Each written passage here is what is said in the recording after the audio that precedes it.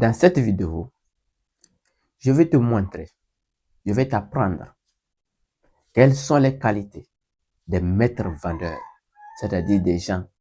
C'est comme il est avec Dieu ou bien il est avec les anges. D'une fois qu'il sort, il revient toujours avec son pain quotidien. Et en gogo, je vais te vous donner quelques qualités que ces gens-là maîtrisent ou bien qu'ils ont cela en eux afin de pouvoir exploser leur vente.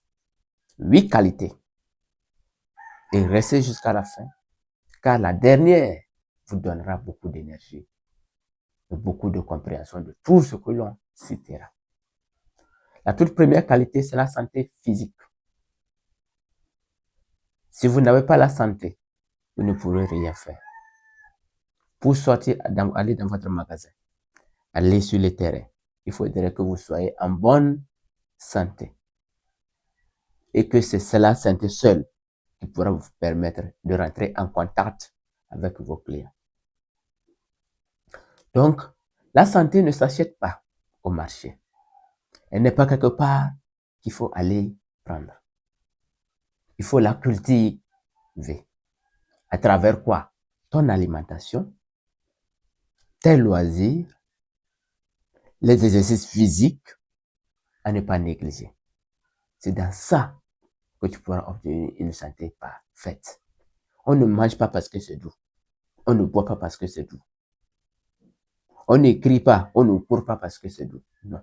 On court, on mange. On se réjouit pour un but. C'est-à-dire dans le but d'obtenir quoi? Une bonne santé physique. 2. Le courage. Aujourd'hui, alors nous sommes, si vous n'avez pas un courage exceptionnel, il vous sera difficile de faire la vente. Parce qu'il y a trop de challenges. Il y a trop de tensions. Il y a trop de découragement. Il y a trop d'insultes. Il y a trop de rejets.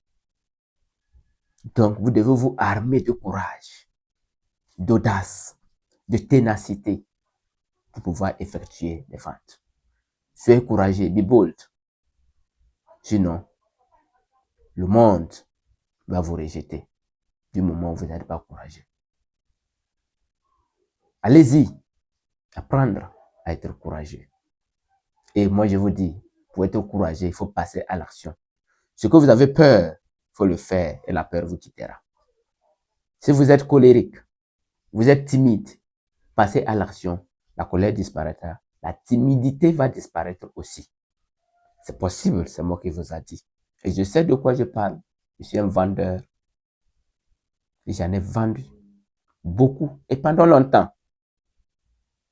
Même si vous avez des problèmes de locution à parler, passez à l'action, tout va disparaître. 3. L'imagination. Un vendeur qui sait imaginer sait comment entretenir avec son client et le vendre. Parce qu'une fois que vous vous imaginez, vous pouvez aller mettre à la place de votre client afin de faire une vente. Les vendeurs d'élite savent se mettre à la place du client et savoir parfaitement ce que le client veut. Si j'étais à la place de ce client, qu'est-ce que j'aurais besoin? Qu'est-ce que j'aurais besoin? Qu'est-ce que j'aurais besoin? Et ça, vous le vendeur, c'est votre travail d'aller se mettre à la place du client pour savoir ce qu'il veut exactement et passer la commande ou bien l'offrir ce qu'il veut. Et quand il partira, il reviendra vous dire merci. Voilà votre objectif. Et voilà cet objectif que vous avez proposé aussi au client. Il sera satisfait. C'est ce que vous devez faire. 4. Le discours. Un vendeur ne passe pas avec un discours aigu, pointu. Si vous parlez de façon aiguë ou pointue, cela veut dire que vous êtes en colère. Et l'acheteur n'aime pas. Le client potentiel n'aime pas quelqu'un de colère. Même s'il est colérique, lui, mais il n'aime pas quelqu'un de colère. On est ensemble, il faut la mettre en application. Quelqu'un qui parle dans le nez, il va, on n'entend pas bien. Le client n'aime pas. Quelqu'un qui parle avec l'air fatigué. Non. Parler avec l'air fatigué, c'est comme vous n'avez pas confiance en vous. Et personne n'achètera pas. Personne n'achètera un produit dont le vendeur n'a même pas confiance. Donc, qu'est-ce que vous devez appliquer? La fermeté dans votre langage, la foi dans votre langage, parler fort, clair, limpide, et non à demi-mot. Il y a des gens qui parlent à demi. Ils parlent, laissent des points de suspension. Si on leur pose la question, il ne veut plus revenir. Ça chasse le client potentiel, c'est-à-dire quelqu'un qui a encore, peut-être il a apprécié ton produit, mais qui n'a pas encore acheté. Mais le fait que tu as tenu ce discours, cet amour du produit va quitter en lui en même temps. Allez-y, appliquez, vous allez me dire. C'est évident, il n'y a rien à faire, c'est évident. Donc, soignez votre discours, comme je le disais, avec confiance, fort, et ainsi de suite. 6. La confiance en soi. Vous devez cultiver la confiance en vous. Si vous n'êtes pas confiant en ce que vous vendez, si vous ne croyez pas au produit que vous vendez, le client n'achètera pas.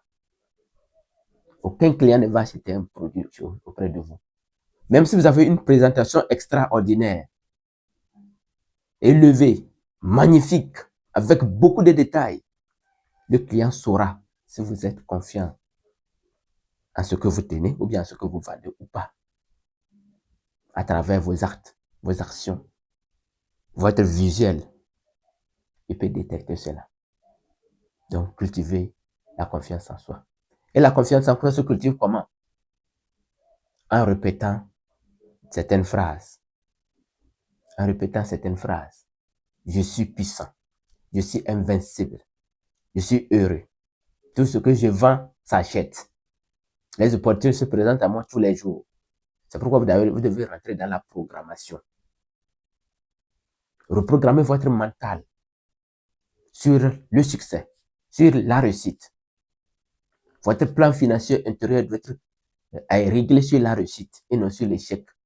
Si vous pensez échec, ce que vous vendrez, personne n'achètera. Mais si vous pensez succès, l'univers travaillera en harmonie avec votre subconscient. Pour que quiconque demande vos produits achète. C'est là que développe la confiance. L'autosuggestion. Je m'engage à être si fort que rien ne peut perturber ma paix intérieure. Je m'engage à parler de santé, de bonheur et de prospérité à chaque personne à qui je parle. Je suis sur le bon chemin. Je vais dans la bonne direction. Je donne un sens à mon existence dont je suis déjà fier. Je corrige mes défauts et neutralise mes faiblesses.